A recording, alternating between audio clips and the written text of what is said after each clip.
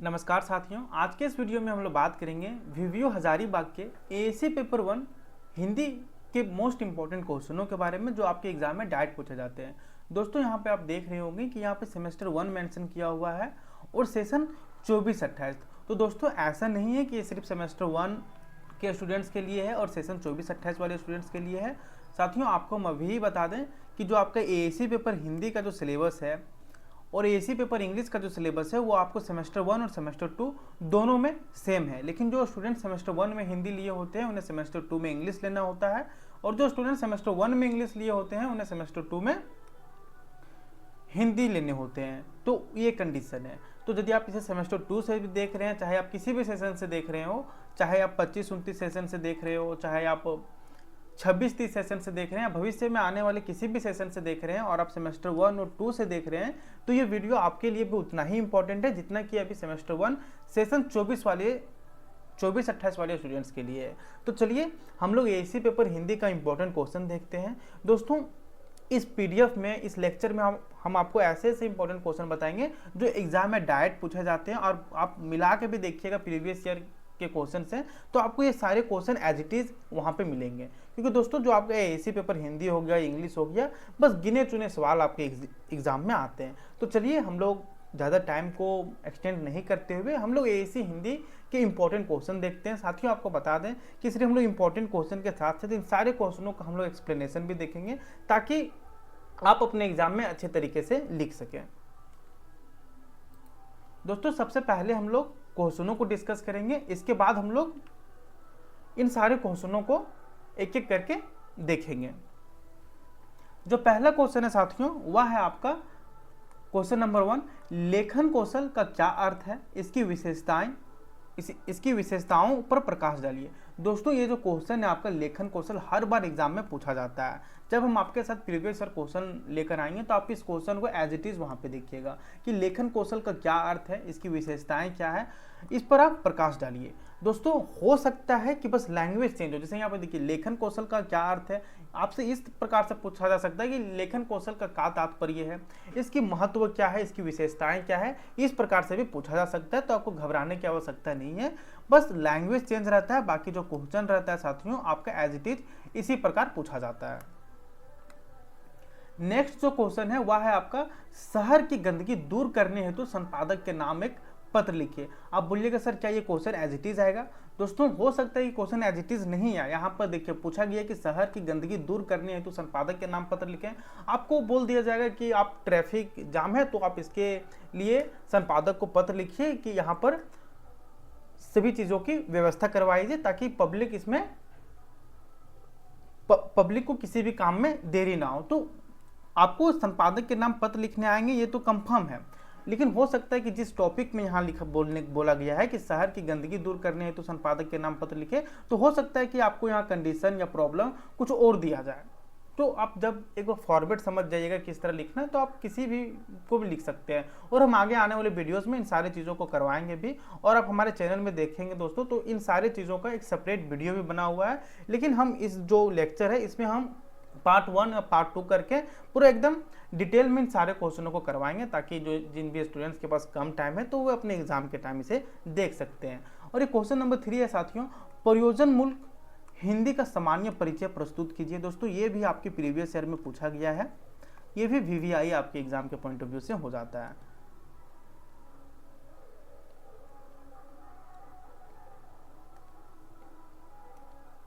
Question number 4 है साथियों, टिप्पण क्या है, इसकी उपयोगिता पर अपना विचार दीजिए।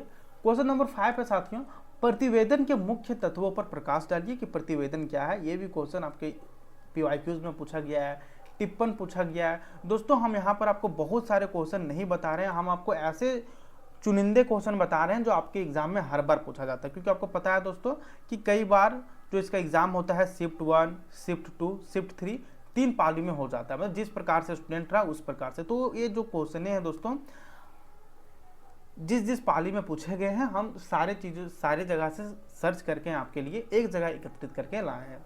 इसके बाद क्वेश्चन नंबर 6 है संवाद लेखन के महत्व पर प्रकाश डालिए कि संवाद लेखन क्या है। ये भी एग्जाम के पॉइंट ऑफ व्यू से इंपॉर्टेंट है और ये भी VVI अब कर लीजिए दोस्तों। ये भी क्वेश्चन हो सकता है कि शिफ्ट 1 में ना पूछे, शिफ्ट 2 में ना पूछे, शिफ्ट 3 में पूछ लिया जाए। तो फीचर से आप क्या समझते हैं, फीचर की विशेषताओं पर प्रकाश डालिए। क्वेश्चन नंबर 8 है पल्लवन किसे कहते हैं, पल्लवन की विशेषताओं पर प्रकाश डालिए। क्वेश्चन नंबर 9 है साथियों संक्षेपण, जिसे हम लोग प्रीसी राइटिंग भी कहते हैं, ये संक्षेपण क्या होता है, इसे करने की विधि को समझाइए। या फिर यह पूछ लिया जाए कि संक्षेपण की प्रक्रिया को समझाइए, संक्षेपण से आप क्या समझते हैं इसे बताइए।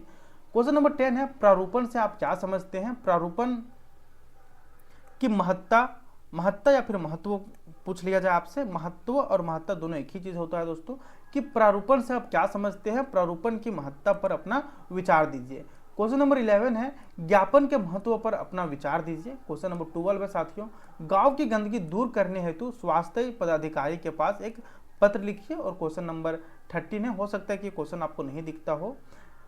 क्वेश्चन नंबर 13 है साथियों प्रतिवेदन लेखन की उपयोगिता पर विचार कीजिए। या फिर इस प्रकार से पूछा जा सकता है कि प्रतिवेदन लेखन की उपयोगिता पर अपना विचार रखिए या फिर इस पर प्रकाश डालिए, इस प्रकार से। तो दोस्तों आप चाहें तो इसका स्क्रीनशॉट ले सकते हैं या फिर जो इसका कंप्लीट PDF है साथियों विथ क्वेश्चन विथ आंसर, हम इसको टेलीग्राम चैनल पर साझा कर देंगे। आप बोलिएगा सर टेलीग्राम चैनल का लिंक हमें कहाँ मिलेगा।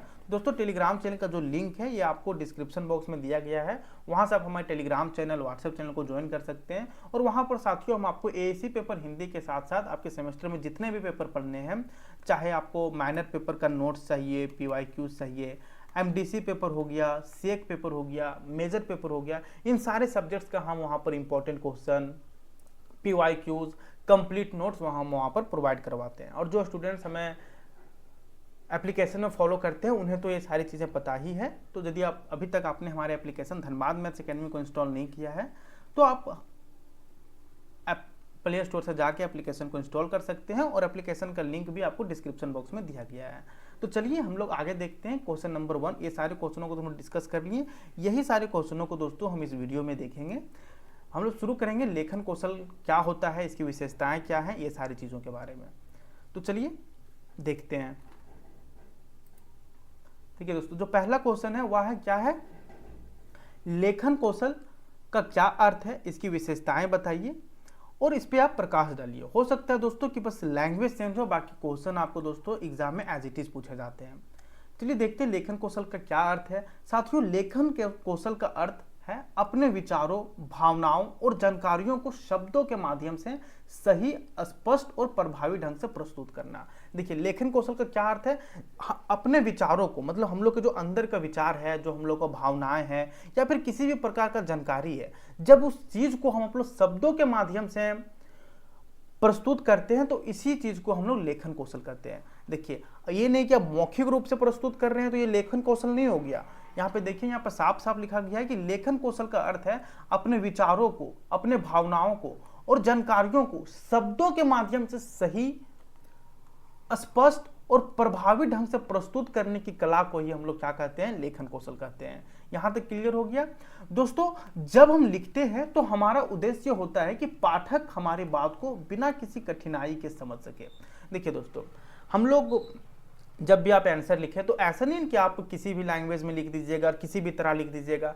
आप इस चीज़ को ध्यान में तो रखिएगा ना कि हम जो आंसर लिख रहे हैं उस जब आंसर हमारे टीचर पढ़े तो उन्हें समझ में आना चाहिए। तो लेखन कौशल में भी ये कंडीशन लागू होता है। क्या होता है कि जब लेखन कौशल का उद्देश्य क्या होता है कि पाठक जब भी हमारी बात को बिना किसी कठिनाई के समझ सके तो ये लेखन कौशल के अंतर्गत आती है। तो समझ गए कि क्या है लेखन कौशल, क्या है कि जब हम लोग अपने विचारों को, अपने भावनाओं को और जानकारियों को शब्दों के माध्यम से किसी के पास प्रस्तुत करते हैं तो जो यह प्रक्रिया है वह लेखन कौशल कहलाती है। जब हम लिखते हैं तो हमारा उद्देश्य क्या होता है कि पाठक हमारी बात को बिना किसी कठिनाई के समझ सके। देखिए दोस्तों, आप बोलिएगा सर पाठक का मतलब क्या होता है। जैसे देखिए दोस्तों, जब हम आपको ये PDF को साझा कर देंगे, जब इस PDF को आप पढ़िएगा तो ये क्या हो गया, आप मेरे लिए पाठक हो गए, आप इस चीज को पढ़ रहे हैं। यहाँ पे देखिए इस चीज को जो हम यहाँ पर PDF में लिखे हैं ये क्या है, ये मतलब जानकारी है जो आप किस रूप में पढ़ रहे हैं, लिखित भाषा में पढ़ रहे हैं। तो ये भी एक लेखन कौशल के अंतर्गत आता है। ये समझ गए आप। आइए आगे देखते हैं।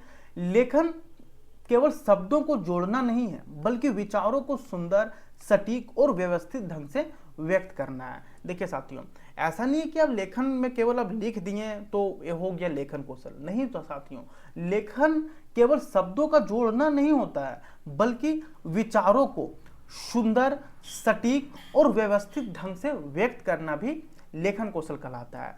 लेखन कौशल की कई विशेषताएं होती है, जिसपे सबसे पहला होता है दोस्तों, लेखन में स्पष्टता होनी चाहिए। देखिए लेखन, यहाँ से देखिए लेखन कौशल की विशेषताएं स्टार्ट हो गई। लेखन कौशल की कई विशेषताएं होती है, जिसमें से सबसे पहला जो इसका विशेषता होता है दोस्तों, इसमें आप किसी भी चीज़ के बारे में लिख रहे हैं, किसी भी विचार के बारे में लिख रहे हैं, किसी भी भावनाओं को आप व्यक्त कर रहे हैं, किसी भी प्रकार की जानकारी आप व्यक्त कर रहे हैं, तो उसमें आप इस बात का ध्यान रखें कि उस जानकारी को आप स्पष्ट तरीके से प्रस्तुत करें। यानी विचार इतने साफ हो कि पाठक को पढ़ते समय कोई भ्रम ना हो।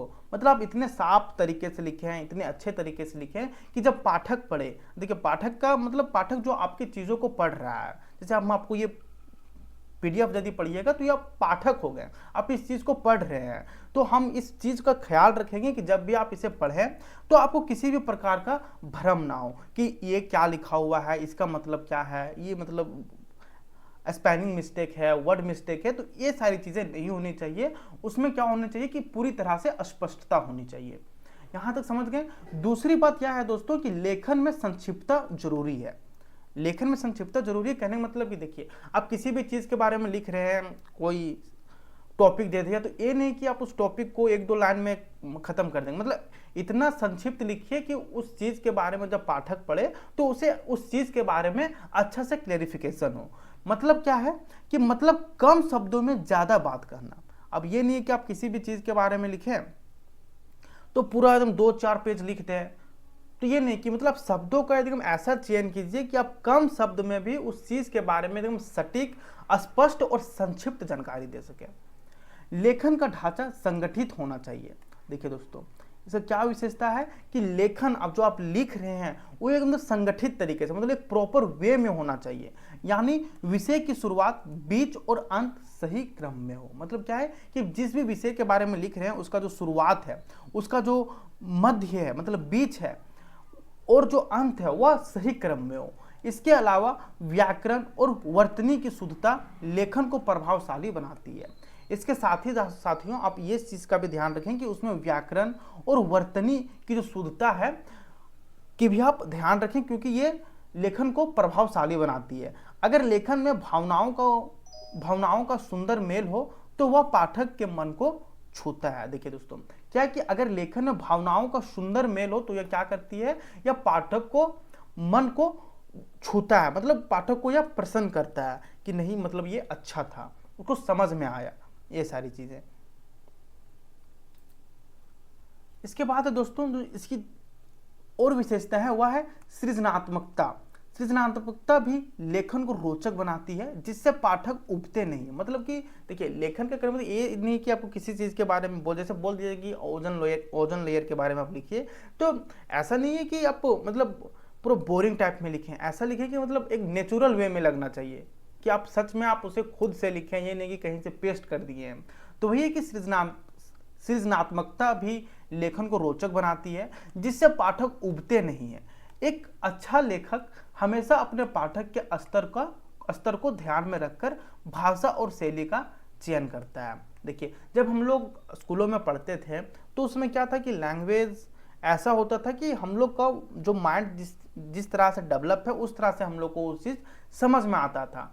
तो वही चीज़ है कि लेखक हमेशा अपने पाठक के स्तर को ध्यान में रखकर भाषा और शैली का चयन करता है। ये नहीं कि आप कोई 4-5 क्लास के बच्चों को दे रहे हैं और उसमें एकदम पूरा हार्ड हिंदी वर्ड लिख दिए, तो वो समझेगा कैसे? बशर्ते वो पढ़ ले, लेकिन वो समझेगा कैसे? तो आप उस स्तर में लिखिए ताकि जो पाठक पढ़े तो उसे उस शैली को समझ सके।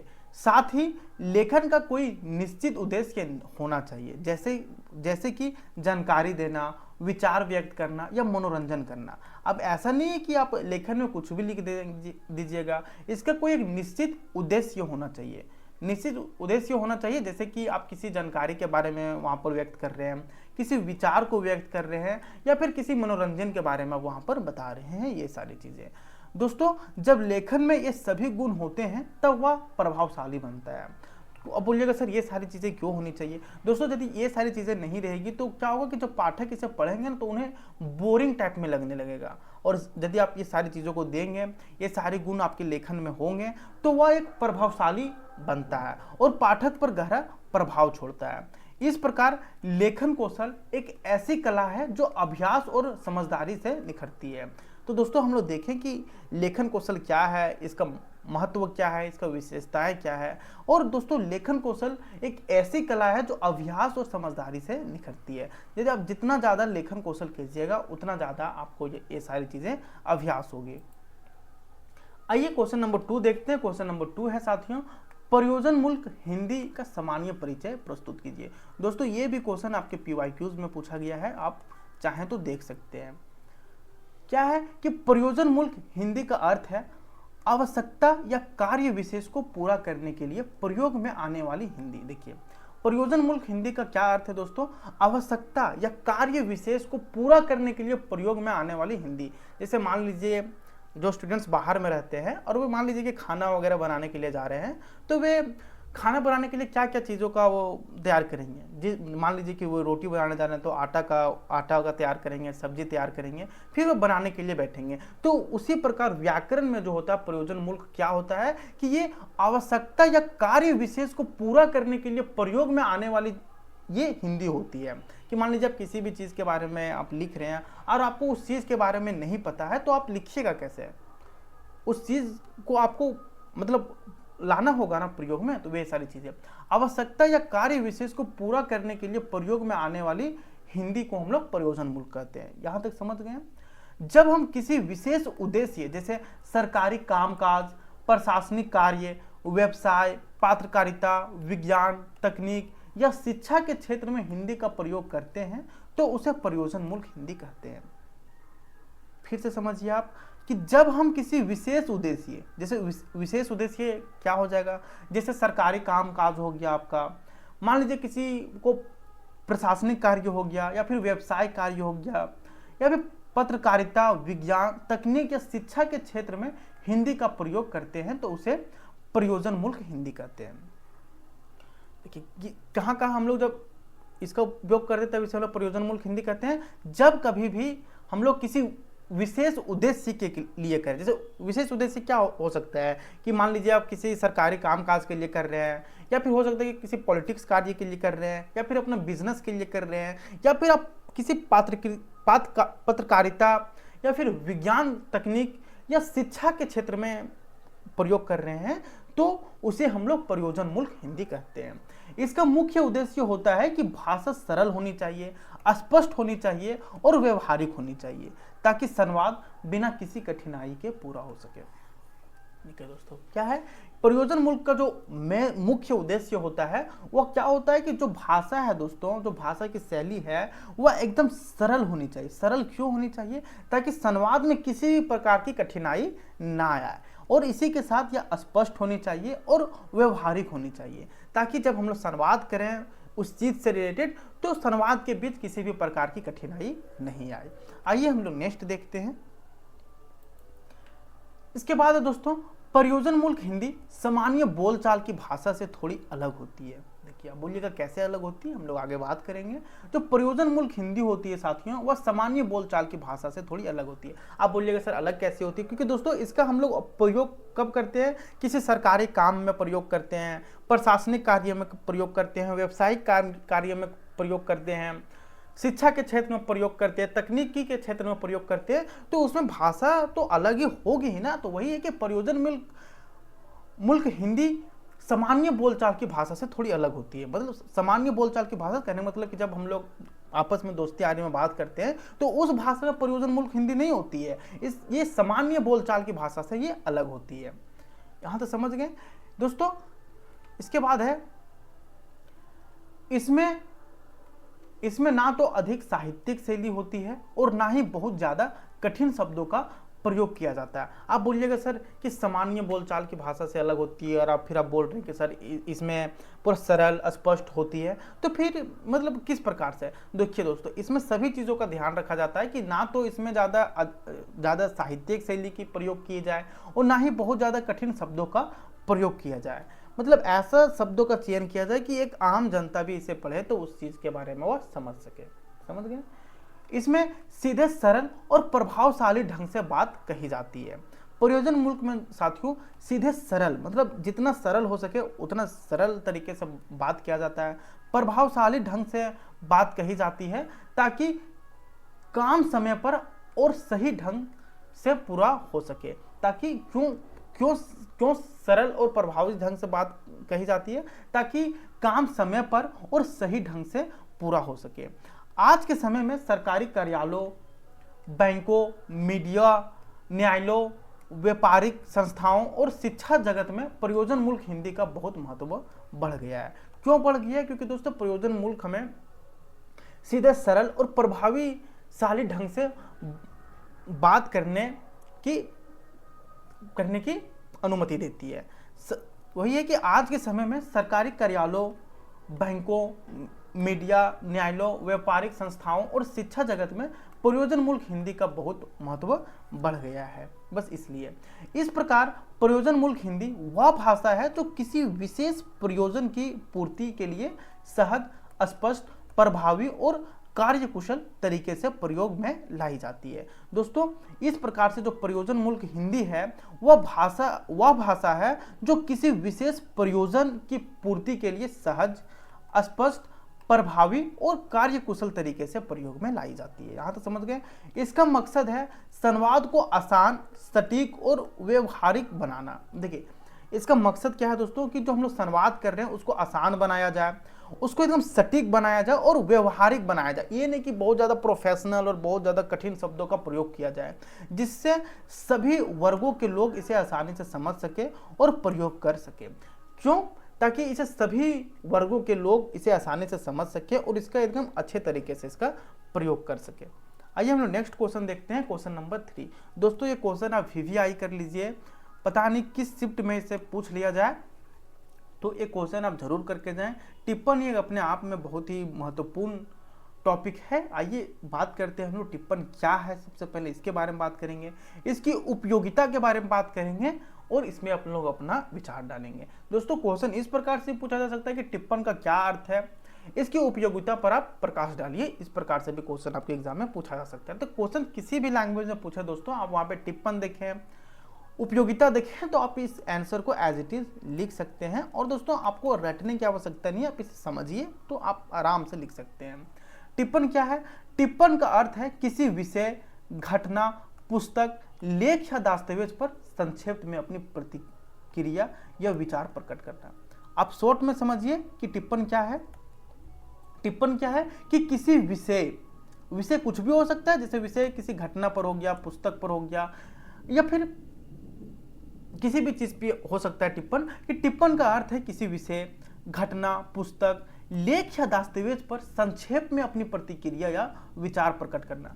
कहने का मतलब है कि आपको किसी घटना के बारे में बोल दिया जाए कि इसमें आप अपना टिप्पणी प्रस्तुत कीजिए। टिप्पणी प्रस्तुत कीजिए कहने मतलब आपको उसमें एक संक्षेप में अपनी प्रतिक्रिया के साथ आप चाहें तो अपना विचार उसमें प्रकट कर सकते हैं। तो इसी को हम लोग बोलते हैं दोस्तों टिप्पण। आप फिर से एक बार समझिए कि टिप्पण का क्या अर्थ है कि जब कभी भी हम किसी विषय पर, किसी घटना पर या फिर पुस्तक, लेख या दस्तावेज पर जब हम लोग अपना संक्षेप में अपनी प्रतिक्रिया या विचार प्रकट करते हैं तो इसी चीज को हम लोग टिप्पण कहते हैं। आइए इसे हम लोग आगे और समझते हैं।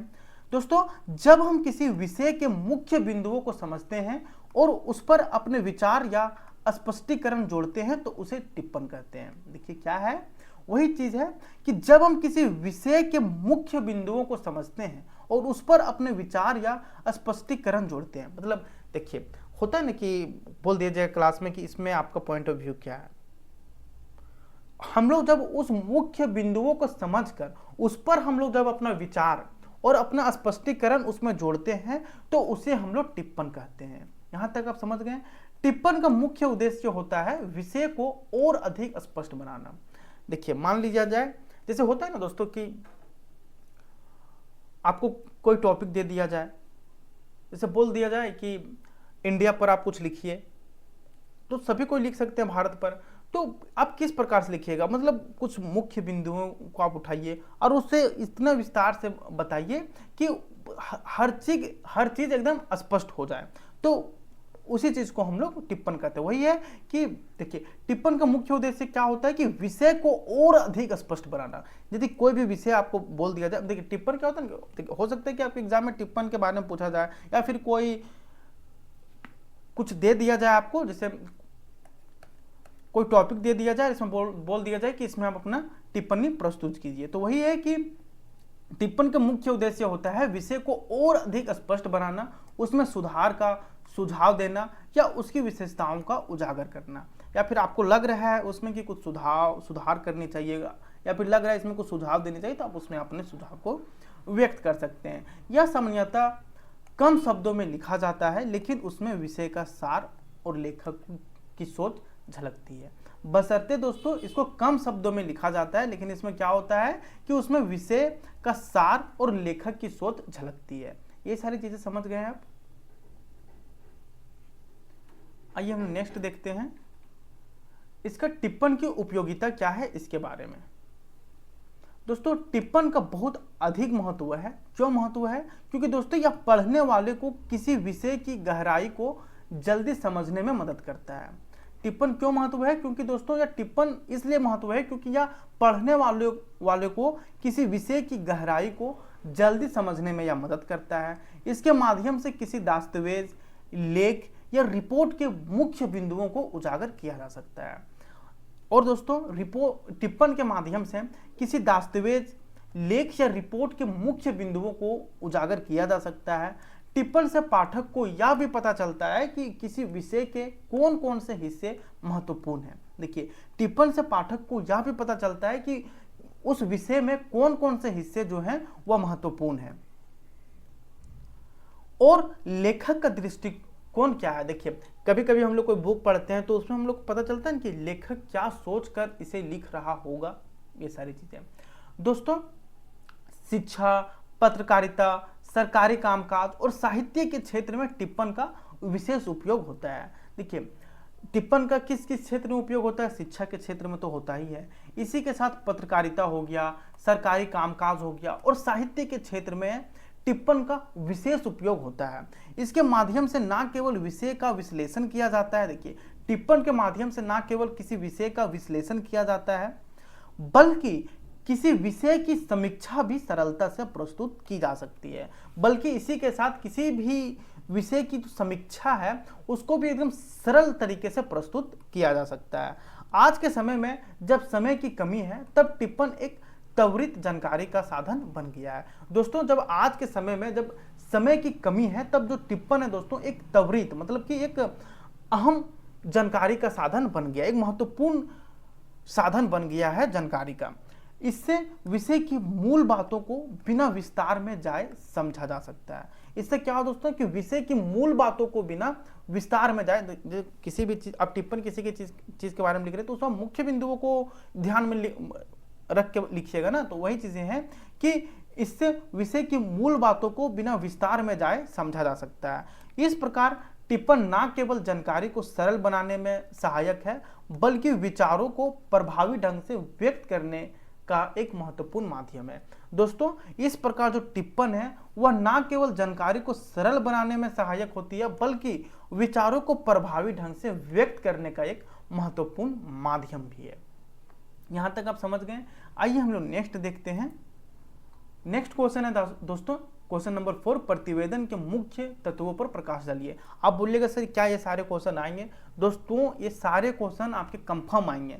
देखिए ऐसा नहीं बोल रहे हैं कि ये 13 क्वेश्चन आएंगे, क्योंकि आपके एग्जाम में शिफ्ट 1, 2, 3 इस प्रकार से होता है, जिस प्रकार से स्टूडेंट रहे, जितना स्टूडेंट रहे उस प्रकार से। तो ये कंफर्म है कि ये जो हमको 13 क्वेश्चन हम बताएंगे इन्हीं में से आपके एग्जाम में क्वेश्चन आने वाले हैं। और बहुत बार अनुवाद होता है, मतलब तो वो सारी चीजें हम आपको करवा देंगे, तो कोई दिक्कत नहीं है।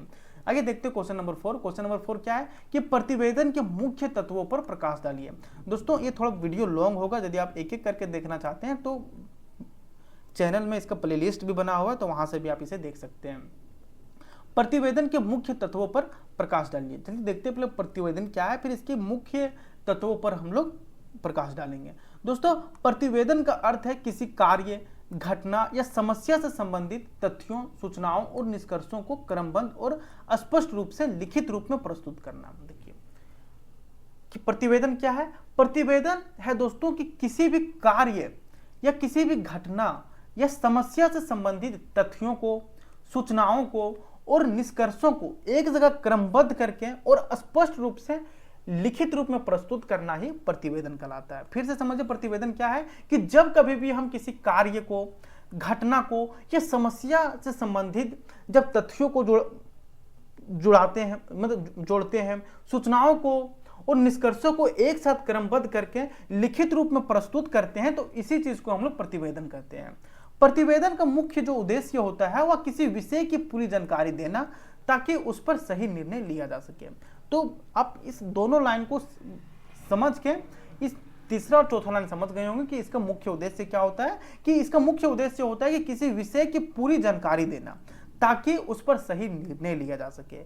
इसमें क्योंकि प्रतिवेदन में क्या होता है कि सभी तथ्यों को, सूचनाओं को और निष्कर्षों को एक साथ क्रमबद्ध करके लिखित रूप में प्रस्तुत किया जाता है, ताकि उस चीज के बारे में सही निर्णय लिया जा सके। एक अच्छा प्रतिवेदन तभी प्रभावशाली माना जाता है जब उसमें सभी आवश्यक तत्व सुव्यवस्थित ढंग से शामिल हो। देखिए दोस्तों, एक अच्छा प्रतिवेदन तभी प्रभावशाली माना जाता है जब उसमें सभी आवश्यक तत्व सुव्यवस्थित ढंग से शामिल हो। इसके बाद आइए देखते हैं हम लोग प्रतिवेदन के कुछ मुख्य तत्व के बारे में। जिस प्रतिवेदन जब हम लोग तैयार करें तो उसमें किन किन चीज़ों को हम लोग को ध्यान रखना चाहिए। पहला है दोस्तों शीर्षक। दोस्तों, प्रतिवेदन का एक स्पष्ट और उपयुक्त शीर्षक होना चाहिए जिससे विषय का संकेत मिल सके। क्योंकि देखिए, आप जब भी प्रतिवेदन तैयार कर रहे हैं तो उसमें आप ना एक मतलब अच्छा सा शीर्षक, अच्छा से एक टाइटल आप रखें, ताकि विषय का संकेत मिल सके कि पाठक किस चीज़ के वजह से। मान लीजिए कि हम आपको लेखन कौशल के बारे में बता रहे हैं, तो वहाँ पर हम लेखन कौशल यहाँ पर इस तरह लिख रहे हैं, तो आपको एक आइडिया मिल गया कि आप किस चीज़ के बारे में पढ़ने जा रहे हैं, लेखन के बारे में पढ़ने जा रहे हैं। तो उसी प्रकार आप किसी चीज़ के बारे में लिख रहे हैं, जैसे हम मान लीजिए कि ओजोन लेयर के बारे में आप लिख रहे हैं, तो वहाँ पर हेडिंग दीजिए। मतलब आपको बस हम एग्जाम्पल दे रहे हैं, मतलब आप किसी भी चीज़ के बारे में लिख सकते हैं। जैसे ओजोन लेयर के बारे में लिख रहे हैं तो एक दीजिए आप टाइटल दीजिए। तो इससे क्या कि जब पाठक उसे पढ़ेंगे तो उसको मतलब ये तो क्लियर हो जाएगा कि किस चीज़ के बारे में हम पढ़ने जा रहे हैं। ऐसा नहीं है कि बस आप आंसर चालू किए और डायरेक्ट लिखना स्टार्ट कर दिए, ऐसा नहीं ना है। तो वही है कि प्रतिवेदन एक स्पष्ट और उपयुक्त शीर्षक होना चाहिए जिससे विषय का संकेत मिल सके। प्रतिवेदन के उद्देश्य, विषय, सीमा और पृष्ठभूमि की संक्षिप्त जानकारी दी जाती है। देखिए दोस्तों, प्रतिवेदन के उद्देश्य, विषय, सीमा और पृष्ठभूमि की संक्षिप्त जानकारी दी जाती है। यहां तक आपको क्लियर हो गया। आइए हम लोग नेक्स्ट देखते हैं प्रस्तावना। प्रस्तावना मतलब दोस्तों इंट्रोडक्शन। अब जिस भी टाइटल दिए उसके बारे में आप थोड़ा इंट्रोड्यूस करें पाठकों को। प्रस्तावना में प्रतिवेदन के उद्देश्य, विषय, सीमा और पृष्ठभूमि की संक्षिप्त जानकारी दी जाती है। क्या होता है कि देखिए, प्रस्तावना में मतलब इंट्रोडक्शन में क्या होता है कि उस विषय के बारे में संक्षिप्त जानकारी दी जाती है। इसके बाद दोस्तों आप मेन बॉडी लिखें। टाइटल हो गया आपका, इंट्रोडक्शन हो गया, इसके बाद आप मुख्य विषय वस्तु लिखें। मतलब जिस चीज़ के बारे में लिख रहे हैं, जिस टाइटल के बारे में आप वहाँ पर इंट्रोड्यूस करवाएं, उसके बारे में आप संक्षिप्त में लिखिए। इसमें क्या है कि इसमें विषय से संबंधित सभी तथ्य, आंकड़े, विश्लेषण और विवरण क्रमबद्ध तरीके से प्रस्तुत किया जाता है। जैसे मान लीजिए कि आपको पोल्यूशन में बोला जाए तो आप सबसे पहले पोल्यूशन का टाइटल दीजिएगा, इसको इंट्रोड्यूस कीजिएगा, और आपके पास कुछ आंकड़े हैं, कहीं से आप सर्च वगैरह करके रखे हैं, तो उस चीज़ के बारे में आप लिखिए, उसके बारे में एकदम पूरा विश्लेषण दीजिए और एकदम पूरा एक क्रमबद्ध तरीके से उस चीज़ को आप विवरण कीजिए। इसके बाद दोस्तों आप लास्ट में निष्कर्ष लिख सकते हैं। आप जिस भी टॉपिक से में लिख रहे हैं, प्रतिवेदन तैयार कर रहे हैं, उस चीज़ के बारे में आप लास्ट में निष्कर्ष जोड़ सकते हैं, फिर सुझाव जोड़ सकते हैं, ये सारी चीज़ें। मुख्य विषय वस्तु के आधार पर निकाले गए निष्कर्ष को सरल और स्पष्ट भाषा में लिखा जाता है। इसके बाद अब जिस भी चीज़ के बारे में लिख रहे हैं उसको आप लास्ट में निष्कर्ष के तरीके में उसको लिख सकते हैं। लिखा जाता है तो प्रतिवेदन में सुधार के उपाय या भविष्य के लिए सुझाव भी दिए जाते हैं। और दोस्तों आप जैसे मान लीजिए पोल्यूशन के बारे में आप लिख रहे हैं, तो हम बस आपको एक एग्जाम्पल बता रहे हैं। तो आप किसी भी चीज़ के, देखिए हो सकता है कि एग्जाम में प्रतिवेदन किसी चीज़ के बारे में लिखने के लिए आता है, या फिर डायरेक्ट आपसे खैर ऐसा तो हुआ नहीं कि प्रतिवेदन बोला गया, आपको क्वेश्चन ही डायरेक्ट पूछा जाता है। तो वही है कि प्रतिवेदन में सुधार के उपाय बताइए। यदि आप ये तो डिपेंड करता है कि आप किस चीज़ के बारे में लिख रहे हैं उस पर। तो वही है कि प्रतिवेदन में सुधार के उपाय या भविष्य के लिए सुझाव भी दिए जाते हैं। इसके बाद है दोस्तों सुझाव, वही बोलें कि अगर आवश्यक हो तो प्रतिवेदन में सुधार के उपाय या भविष्य के लिए सुझाव भी दिए जाते हैं। इसके बाद दोस्तों अपेंडिक्स, जिसे हम लोग बोलते हैं परिशिष्ट। यदि प्रतिवेदन में किसी दस्तावेज, आंकड़े या अतिरिक्त जानकारी का संदर्भ दिया गया हो तो उसे परिशिष्ट में जोड़ा जाता है। इसके बाद दोस्तों भाषा और शैली, लैंग्वेज एंड स्टाइल। प्रतिवेदन की भाषा सरल होती है, स्पष्ट होती है, सटीक और औपचारिक होती है ताकि पाठक आसानी से विषय को समझ सके। दोस्तों इस प्रकार जब प्रतिवेदन में ये सभी तत्व सही क्रम और स्पष्टता के साथ होते हैं तो वह प्रभावी बनता है और अपने उद्देश्य को सफलतापूर्वक पूरा करता है। तो ये हो गया दोस्तों प्रतिवेदन। प्रतिवेदन में हम लोग क्या क्या समझे, प्रतिवेदन क्या है, इसके मुख्य तत्व क्या क्या है, प्रतिवेदन लिखने वक्त हमें किन किन चीज़ों का ध्यान रखना चाहिए, किन किन चीज़ों का ध्यान। सबसे पहले हम लोग को एक अच्छा शीर्षक तैयार करना चाहिए। इसके बाद उस चीज़ के बारे में हम लोग को इंट्रोड्यूस करवाना चाहिए। इसके बाद मेन बॉडी लिखना चाहिए, निष्कर्ष दीजिए। यदि फिर उस चीज़ के बारे में आपको लग रहा है कि इसमें कुछ सुझाव देना चाहिए तो वो सारी चीज़ें दे सकते हैं। इसके बाद परिशिष्ट, मतलब आपको लगता है कि इसमें कुछ दस्तावेज जोड़े जाने चाहिए, कुछ आंकड़े जोड़े जाने चाहिए, तो वे सारी चीज़ों को आप जोड़ सकते हैं। इसके बाद दोस्तों भाषा और शैली का आप ध्यान रखें कि प्रतिवेदन की भाषा एकदम सरल होती है, स्पष्ट होती है, सटीक और औपचारिक होती है, ये सारी चीज़ें, ताकि पाठक इसे आसानी से उस चीज़ के बारे में वे समझ सकें। इसके बाद दोस्तों संवाद लेखन के महत्व पर प्रकाश डालिए।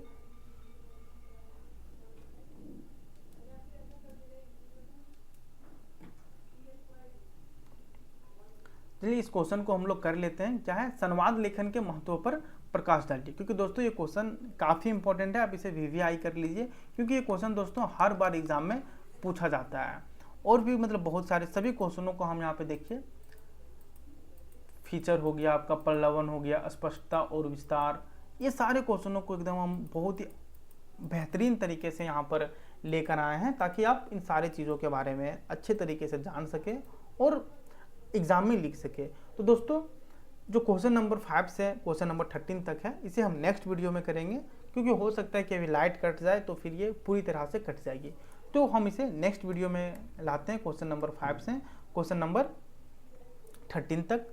और साथियों यदि ये वीडियो आपको अच्छी लगी हो तो वीडियो को लाइक करें, चैनल को सब्सक्राइब करें और अपने दोस्तों के साथ भी शेयर करें, ताकि आपके सभी दोस्त अच्छे तरीके से पढ़ सके और अपने एग्जाम में उत्तीर्ण हो सके। दोस्तों आपको एक हम सुझाव देना चाहेंगे कि साथियों आप एएससी पेपर के साथ साथ सभी सब्जेक्ट्स की तैयारी करें, क्योंकि आप अपने सीनियर्स से पूछ सकते हैं यदि वे बताएंगे। तो हालांकि हम इन सारे अभी हम सभी सेमेस्टर कवर करते हैं, तो हमें पता है कि काफ़ी सारे स्टूडेंट्स किसी ना किसी विषय में वे उनका बैक लग गया है, सेमेस्टर 1 से ही, फिर सेमेस्टर 2 में भी लगा। आपके साथ ऐसा ना हो साथियों, इसलिए आप अभी से ही अच्छे तरीके से पढ़िए। एग्ज़ाम का और डेट शीट का, एडमिट कार्ड का वेट नहीं कीजिए, अभी से ही अच्छे तरीके से पढ़िए ताकि आपके साथ ऐसा नहीं हो। क्योंकि देखिए हम आपको एक सुझाव देना चाहते हैं छोटे भाई के नाते, क्योंकि देखिए यदि अभी आपका बैक लग जाता है तो फिर आप एक डीमोटिवेट हो जाइएगा, सेमेस्टर 2 में अच्छे से नहीं पढ़िएगा, फिर उसमें लग जाएगा। तो दोस्तों अभी से आप अच्छे तरीके से पढ़िएगा। बोलिएगा सर आप एएससी हिंदी का बता रहे हैं और बाकी सब कहाँ। तो दोस्तों आप हमें कमेंट कीजिए कि किस किस सब्जेक्ट का हम इंपॉर्टेंट क्वेश्चन लाएं, हम आपके लिए हर पल तैयार हैं। आप बस हमें कमेंट करें, आपको मैनर में किस सब्जेक्ट का चाहिए, सेक पेपर में किस सब्जेक्ट का चाहिए, एमडीसी पेपर में किस सब्जेक्ट का चाहिए। बस आप लोग अच्छे से पढ़िए, बाकी हम सभी चीज़ों को एकदम टेलीग्राम चैनल पर, व्हाट्सएप चैनल पर आपको प्रोवाइड करवाते रहेंगे। आप अच्छे तरीके से पढ़िए। और साथियों एक और चीज़ आपको बोलना चाहेंगे, यदि वीडियो आपको अच्छी लगी है तो वीडियो को लाइक करें, चैनल को सब्सक्राइब करें और अपने दोस्तों के साथ भी शेयर करें, ताकि आपके सभी साथी आपके साथ भी अच्छे तरीके से पढ़ सके। तो मिलते हैं नेक्स्ट वीडियो में, और इसका जो कंप्लीट PDF है ये आपको हमारे टेलीग्राम चैनल पर मिल जाएगा। टेलीग्राम चैनल का लिंक, व्हाट्सएप चैनल का लिंक और एप्लीकेशन का लिंक, सभी चीज़ें आपको डिस्क्रिप्शन बॉक्स में दी गई है। तो वहाँ से आप हमें ज्वाइन कर सकते हैं और अपनी तैयारी को और भी बेहतर बना सकते हैं। तो मिलते हैं नेक्स्ट वीडियो में, तब तक के लिए धन्यवाद। Best of luck for your exam.